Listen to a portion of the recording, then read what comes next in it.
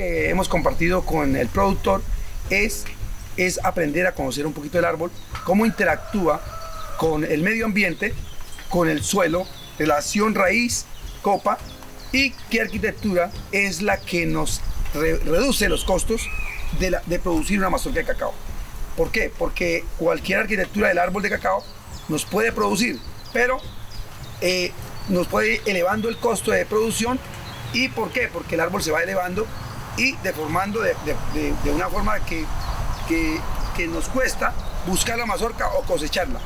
Entonces, ¿qué es lo que se busca? El árbol que tenga una arquitectura de los 4 ramas primarias que vayan en un ángulo de 45 grados opuesto, oriente, occidente, norte y sur.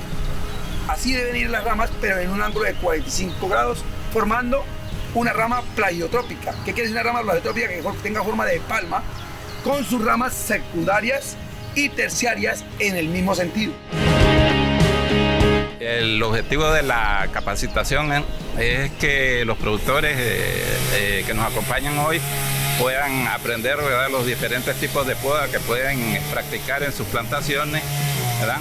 Y el objetivo tiene como fin, pues, que estos productores puedan adquirir conocimientos, ¿verdad?, puedan adquirir la habilidad de saber leer el árbol, saber podar, ¿verdad?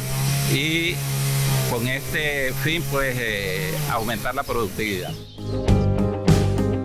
Bueno, el 80% de las labores culturales lo hace la poda. Si yo tengo un árbol bien podado, además de que yo estimulo, o sea, debo de estimular el 100% de la capacidad productiva del árbol. Eso es una función, porque le distribuyo la luz del sol en todas las hojas. Esa es la función del trabajo que se hace en la poda, una. Y lo otro, que facilita las labores, tanto de cosecha como de limpia, porque yo voy a quitar las ramas que me impiden, como también de poda. Un árbol bien podado, o un árbol que esté bien estructurado, es de una poda muy fácil. Y yo puedo llegar entre los 150, 120, hasta incluso 300 árboles en el día. ¿Qué ramas no debe estar en el cultivo de cacao? Son las ramas laterales, ¿sí? Las ramas que son laterales acá. Las ramas sobrepuestas una por debajo de la otra no deben estar. Las ramas verticales en todo el recorrido de la rama. Ramas entrecruzadas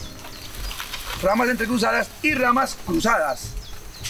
Lo otro que no debe haber también es, en el árbol de cacao, es las ramas chuponas, también no deben estar. Entonces, si nosotros predominamos ese número de ramas, eliminamos ese número de ramas en el árbol de cacao y solamente dejamos las plagiotrópicas, vamos a tener un árbol con una estructura que es económicamente rentable, que el costo natural de la mazorca es cortar la mazorca con esta herramienta y ubicar la mazorca.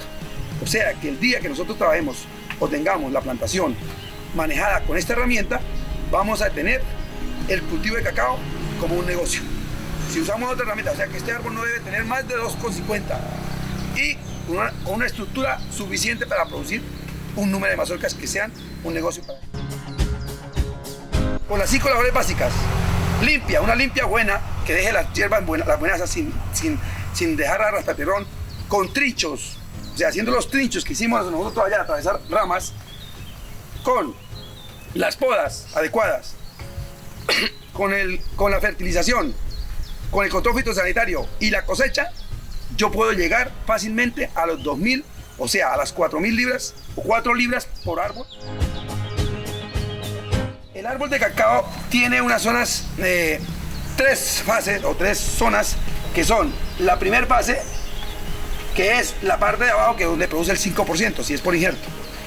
Aquí en la rama primaria y ramas secundarias produce el 85%. Y en la punta de las ramas, o sea, en las ramas terciarias y finales de las ramas secundarias, produce el 10%. Eso para injertos. Para cacaos propagados por semilla es el 10% aquí, el 20% acá en este tronco, perdón, el 70% en el tercio medio y en la punta de las ramas el 10%.